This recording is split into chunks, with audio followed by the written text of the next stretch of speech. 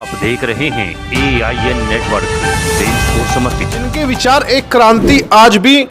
आप कल्पना कीजिए उस समय की, जब अंग्रेजों की बर्बरता जिस तरह हिंदुस्तानियों का निहत्थे हिंदुस्तानियों पर जलियांवाला बाग कांड के अंदर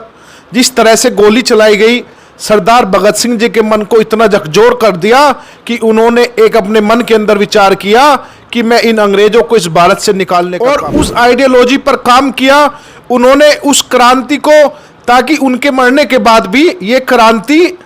आज़ादी के हर उस परवाने तक, हर परवाने के सर पर चढ़कर बोलेगी कि हमें आज़ादी चाहिए, क्योंकि वो चाहते थे कि उनके बाद उनके विचार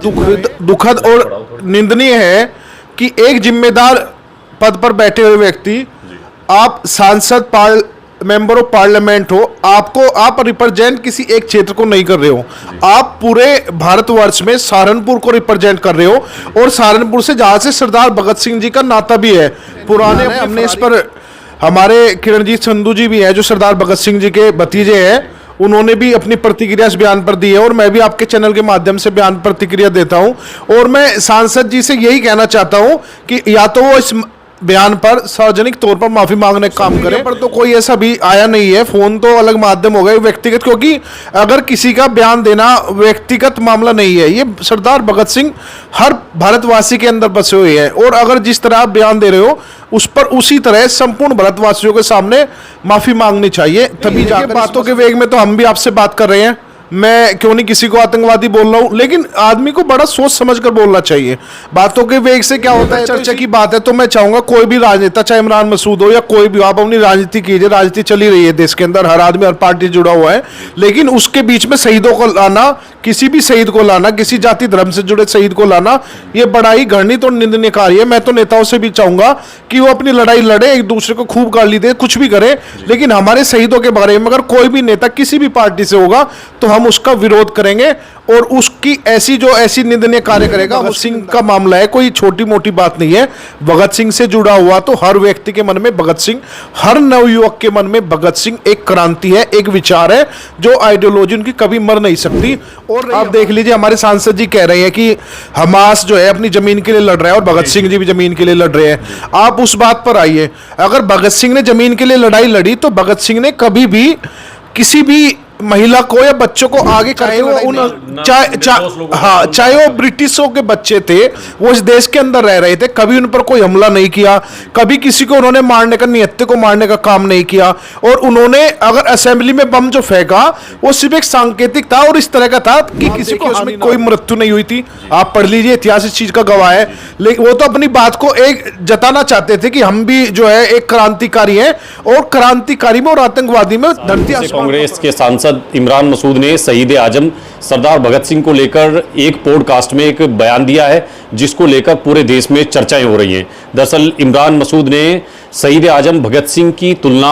आतंकी संगठन हमास से की है, और इस बयान के बाद अब पूरे देश में सरदार भगत सिंह को लेकर इमरान मसूद के इस बयान पर तमाम लोग इमरान मसूद को भला बुरा भी कह रहे हैं। हालांकि इमरान मसूद ने अपने इस बयान पर सरदार भगत सिंह के जो परिजन हैं उनसे फोन पर माफी मांगते हुए सोशल मीडिया पर भी खेद प्रकट किया है। इमरान मसूद कुछ भी कहें, लेकिन अब इस पर जमकर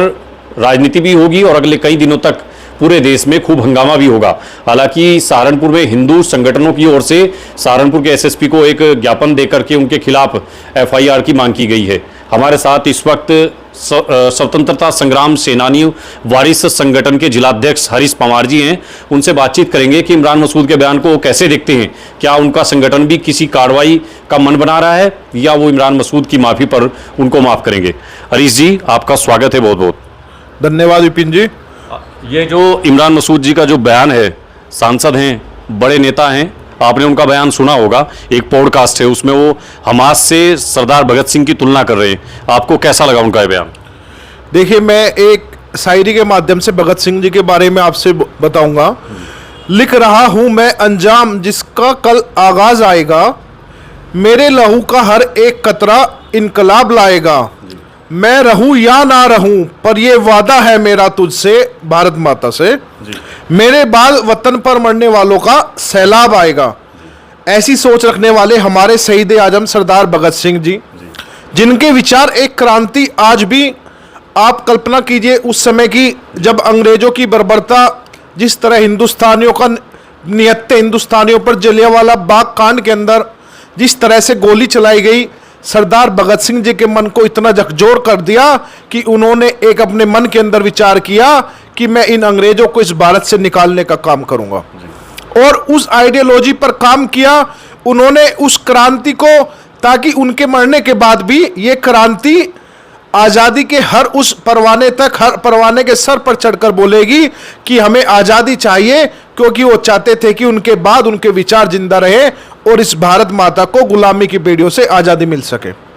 ऐसे हमारे सरदार भगत सिंह जी ने, कह रहे हैं कि आपने अभी जो है सरदार भगत सिंह जी की एक शायर भी पढ़ी, तमाम चीज़ें हैं। सरदार भगत सिंह जी ने वो जज्बा देश के युवाओं में पैदा किया। वो जानते थे कि उनके मरने के बाद क्रांतिकारियों का, देश पर मरने वालों का एक सैलाब आएगा। लेकिन सहारनपुर में क्या हो रहा है, यहाँ के जो कांग्रेस के सांसद हैं, जो कांग्रेस देशभक्तों की पार्टी अपने आप को कहती कहती हमने आज़ादी ली है, कांग्रेस के सबसे ज़्यादा नेता आज़ादी की लड़ाई में लड़े, उन अंग्रेजों के खिलाफ संघर्ष किया, लेकिन कांग्रेस के एक सांसद इमरान मसूद देश का जाने माने नेता हैं, इस तरह का बयान देंगे सरदार भगत सिंह को लेकर, आपको क्या उम्मीद है? देखिए बहुत ही दुखद और निंदनीय है कि एक जिम्मेदार पद पर बैठे हुए व्यक्ति, आप सांसद, मेंबर ऑफ पार्लियामेंट हो, आप रिप्रेजेंट किसी एक क्षेत्र को नहीं कर रहे हो, आप पूरे भारतवर्ष में सहारनपुर को रिप्रेजेंट कर रहे हो। और सहारनपुर से जहां से सरदार भगत सिंह जी का नाता भी है, पुराने अपनी फरारी के दिनों में सरदार भगत सिंह जी यहां पर आकर रुके थे फुलवारी आश्रम के अंदर, और उनके परिजन फिलहाल मौजूदा भी सहारनपुर के अंदर ही रहते हैं। लेकिन उनकी तुलना हमास जैसे आतंकवादी संगठन से करना बहुत ही निंदनीय और बड़ा ही घृणित कार्य है। तो आप लोग जो है, आपका स्वतंत्रता संग्राम सेनानियों का संगठन है जिले का, आप उसके जिलाध्यक्ष हैं, आप लोग जो है क्या उनके इमरान मसूद के इस बयान पर आपको कैसा लगा? मतलब ये बयान, ये बिल्कुल ही असहनीय बयान है। हमने इस पर, हमारे किरणजीत संधू जी भी है जो सरदार भगत सिंह जी के भतीजे हैं, उन्होंने भी अपनी प्रतिक्रिया इस बयान पर दी है, और मैं भी आपके चैनल के माध्यम से बयान प्रतिक्रिया देता हूं। और मैं सांसद जी से यही कहना चाहता हूं कि या तो वो इस बयान पर सार्वजनिक तौर पर माफी मांगने का काम करें। नहीं, उन्होंने तो किरणजीत संधू जी जो है भगत सिंह जी के भतीजे, उन्होंने मुझे बताया, अभी हम गए थे, कि फोन पर उन्होंने मेरे से माफी मांगी है और कह रहे हैं कि सोशल मीडिया पर भी खेद प्रकट कर देंगे। नहीं देखिए, सोशल मीडिया पर तो कोई ऐसा भी आया नहीं है, फोन तो अलग माध्यम हो गए, व्यक्तिगत, क्योंकि अगर किसी का बयान देना व्यक्तिगत मामला नहीं है, ये सरदार भगत सिंह हर भारतवासी के अंदर बसे हुए हैं, और अगर जिस तरह आप बयान दे रहे हो उस पर उसी तरह संपूर्ण भारतवासियों के सामने माफी मांगनी चाहिए, तभी जाकर इस मसले का हल होगा। ये कह रहे हैं कि उनका जानबूझ करके कोई ऐसा मन नहीं था, आप उनकी जो इंटेंशन समझिए, वो मैं जो है बातों के वेग में, मतलब बातों में बात करते करते मेरे मुंह से ही निकल गया, ऐसी सफाई दी है इमरान मसूद। नहीं देखिए, बातों के वेग में तो हम भी आपसे बात कर रहे हैं, मैं क्यों नहीं किसी को आतंकवादी बोल रहा हूं, लेकिन आदमी को बड़ा सोच समझकर बोलना चाहिए। बातों के वेग से क्या होता है, तो इसी इमरान मसूद का जानबूझ करके तो नहीं, ये स्टेटमेंट इस तरह का है, देश में एक चर्चा, वो एक माहौल में रहने के लिए, चर्चाओं में आने के लिए। देखिए, अगर चर्चा की बात है तो मैं चाहूंगा कोई भी राजनेता, चाहे इमरान मसूद हो या कोई भी, आप अपनी राजनीति कीजिए, राजनीति चली रही है देश के अंदर, हर आदमी हर पार्टी जुड़ा हुआ है, लेकिन उसके बीच में शहीदों को लाना, किसी भी शहीद को लाना, किसी जाति धर्म से जुड़े शहीद को लाना, ये बड़ा ही घृणित और निंदनीय कार्य है। मैं तो नेताओं से भी चाहूंगा कि वो अपनी लड़ाई लड़े, एक दूसरे को खूब गाली दे, कुछ भी करे, लेकिन हमारे शहीदों के बारे में अगर कोई भी नेता किसी भी पार्टी से होगा तो हम उसका विरोध करेंगे, और उसकी ऐसी निंदनीय कार्य करेगा, हम उसकी निंदा करते हैं। आज जैसे हिंदू रक्षा दल नाम का एक संगठन है, वो सहारनपुर की पुलिस लाइन में उन्होंने प्रदर्शन किया, और जो पुलिस कप्तान है, वरिष्ठ पुलिस अधीक्षक को ज्ञापन भी दिया है कि उन पर जो है 1 हफ्ते में मुकदमा होना चाहिए, नहीं तो वो बड़ा प्रदर्शन करेंगे। कैसे देखते हैं आप ये जो संगठन मांग कर रहे हैं? देखिए, सभी लोगों की भावना आहत हुई है, हर व्यक्ति को जब बुरा लगता है तो आदमी बिल्कुल निश्चित तौर पर भगत सिंह के लिए खड़ा होगा, क्योंकि उन्होंने कभी कोई अपने परिवार के लिए थोड़ी कुछ काम किया है। भगत सिंह ने सोच के थोड़ी किया कि मैं आऊंगे, मेरे बच्चे पैदा होंगे, वो मेरे नाम का बोर्ड लगाए, उनके लिए तो हर भारत माँ का बच्चा, उनका भाई बाप सब कुछ था, उनके लिए उन्होंने काम किया। इसलिए हम सबका फर्ज भी बनता है कि अगर सरदार भगत सिंह जी की अस्मिता को लेकर कहीं भी कुछ भी ऐसा मामला आएगा तो हमें उसमें अड़कर खड़े होना पड़ेगा। और विपिन जी, आपको बताना चाहूंगा आपके चैनल के माध्यम से, अभी सहारनपुर में एक चौक है भगत सिंह जी का, जो इधर क्या नाम, जो रबजाई की पटरी पड़ती है, पांसू जाती है, नहीं रबजाई की पटरी जो हसनपुर से सीधे निकलती है ना, रामचंद्र दास जी के नाम पर मार्ग है जो, उसी पे आगे जाकर सेक्टर 99 से पहले